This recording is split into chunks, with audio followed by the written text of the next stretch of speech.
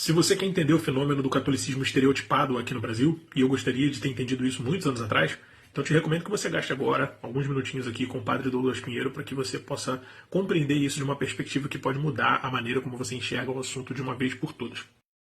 Quando o Marquês de Pombal expulsa os jesuítas, todas essas cidades mais antigas ficam desguarnecidas de clero. E o que é que o povo precisa fazer para manter a fé católica? Eles começam a criar as práticas devocionais, que é o que dava para um leigo fazer. Que são o quê? Os terços, as procissões, as irmandades, as romarias, o culto aos santos. Isso configurou o catolicismo brasileiro nos 200 anos que se seguiram. Então, assim, um catolicismo de muita reza, devoção aos santos, à Virgem Maria e tudo, mas sem pregação da palavra, sem catequese, porque não tinha quem desse. Então isso forjou a fé católica nos 200 anos que se seguiram. Quando houve um acordo em que se admitiu a chegada de protestantes no Brasil, porque o catolicismo era religião de Estado. Só que aí foi feito o acordo do Atlântico, porque o Brasil rompeu relações com Portugal. E os britânicos eram anglicanos, protestantes, e já eram um país berço de outras expressões protestantes. Então os primeiros protestantes começam a chegar. E o que eles encontram aqui? Católicos ajoelhados aos pés das imagens, carregando imagem pra lá e pra cá, e é imagem, é procissão, e é novena, e é promessa. Um catolicismo, só que um catolicismo muito desprovido das razões evangélicas daquelas práticas. Porque aquelas práticas têm uma razão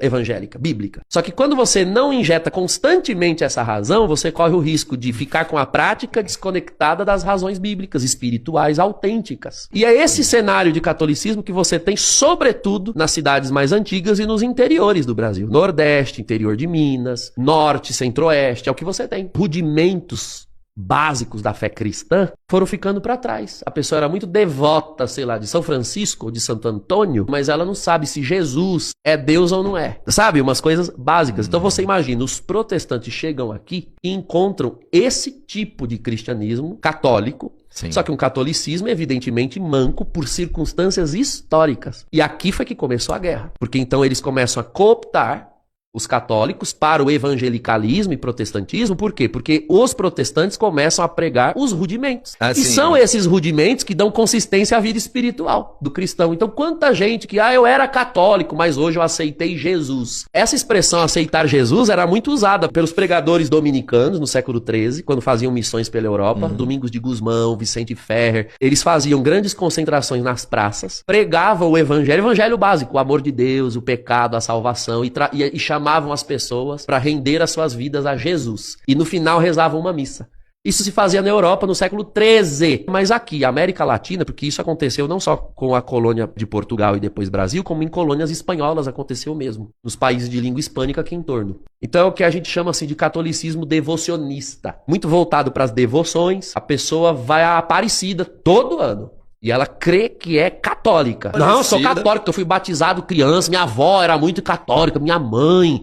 Mas e você? Eu vou à Aparecida uma vez no ano. E por muito tempo, realmente se creu que isso é catolicismo suficiente. E aí é que tá. O protestante no Brasil tem essa ideia. Não foi exatamente o que o catolicismo se tornou no Brasil por razões históricas. O catolicismo não é isso. Ele se tornou isso aqui. Quando tanto católicos de tradição familiar quanto os próprios evangélicos no Brasil começam a descobrir o catolicismo real, profundo, nossa, mas isso é igreja católica? As redes sociais têm prestado esse serviço. Porque o protestante ele já cresce de berço, sendo ensinado que a igreja católica é X. Quando ele vê, então, por exemplo, tem muito evangélico que aparece na minha paróquia, estarrecido de ver o meu jeito de pregar. Nossa, mas esse padre manja de Bíblia. Nossa, padre lê Bíblia. Então, assim, esses caras chegaram, começaram um tipo de igreja e por razões históricas, essas intervenções todas que eu tô falando, a igreja foi adquirindo outra configuração. Hoje, nós católicos temos esse desafio. Não digo desfazer, mas digo melhorar, purificar um certo tipo de catolicismo que está incrustado há mais de 200 anos. A gente fala evangelizar os batizados. É uma expressão que os bispos têm usado já de anos pra cá. Pessoas são batizadas, crescem na igreja, mas não tem o mínimo de cristianismo. A gente tem que começar do zero com o povo de dentro da igreja como se eles fossem índios. É muito mais difícil, sabia? Porque é mais difícil você convencer alguém que diz que é católico de que ele não é tão católico assim, porque ele realmente acha que é. O que a gente chama macaco velho de igreja. A pessoa tá 50 anos dentro da igreja, você vê que ela não tem uma experiência de Deus, sabe? Que ela não nasceu de novo, que ela não conhece o Espírito de Deus. O cara que aprendeu, dizer pra ela. O cara que aprendeu a dirigir errado, você põe maconha na autoescola. Ele não consegue parar de dar o vício Cheio de nunca vício. mais. Mas você acha ali, que nunca tem, mais ali. você acha que tem uma porcentagem grande de pessoas dentro da igreja assim que realmente não tem uma experiência de Deus? Imensa. Uma experiência de sentido.